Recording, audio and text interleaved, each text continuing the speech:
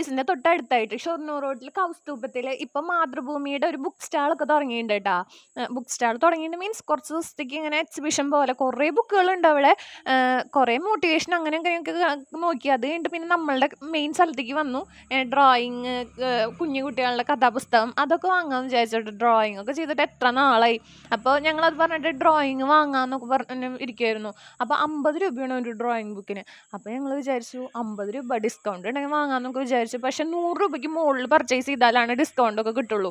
അപ്പോൾ ഞങ്ങൾ കുറേ പടമൊക്കെ നോക്കിയിട്ടാണ്. അത് കഴിഞ്ഞിട്ട് ഇങ്ങനെ എഴുതാനുള്ള ബുക്ക് അങ്ങനെയൊക്കെ ഉണ്ട്, എല്ലാ ടൈപ്പ് ബുക്കും ഉണ്ട്. പിന്നെ പസിലുണ്ട്, പക്ഷേ അതിൻ്റെ കാശ് നോക്കിയപ്പോൾ 899 രൂപ. ഓ ഭയങ്കര ഇതാ. പിന്നെ അത് വേഗം ചെയ്ത് തീർക്കാനും പറ്റുമെന്ന് എൻ്റെ കൂട്ടുകാർ പറഞ്ഞു. അപ്പോൾ പിന്നെ അത് വേണ്ടാന്ന് വിചാരിച്ചു. പിന്നെ ഇങ്ങനെ മൂവിങ് ബുക്ക് ഞങ്ങൾ ആദ്യമായിട്ടാണ് കേട്ടോ ഇങ്ങനത്തെ ഒക്കെ ബുക്ക് കാണുന്നത്. എൻ്റെ ലൈഫിൽ ഞാൻ ഇതുവരെയായിട്ടും കണ്ടില്ല. ബുക്ക് വായിക്കാറുമില്ല, അത് കാരണം. പിന്നെ ഇതൊരു രസമല്ലേ എല്ലാവിടെയും പോയി നോക്കണത് എന്നൊക്കെ പറഞ്ഞിട്ട് പോയി നോക്കിയതാണ്. ഞങ്ങൾ 3 പേരാണ് പോയത്. 3 പേരും ഇങ്ങനെ വായിക്കണ ഒരു ഇതില്ലാത്ത ആൾക്കാരാണ്. അത് കാരണം ഇതൊക്കെയായിരുന്നു എൻ്റർടൈൻമെൻറ്റ് ഞങ്ങൾക്ക്.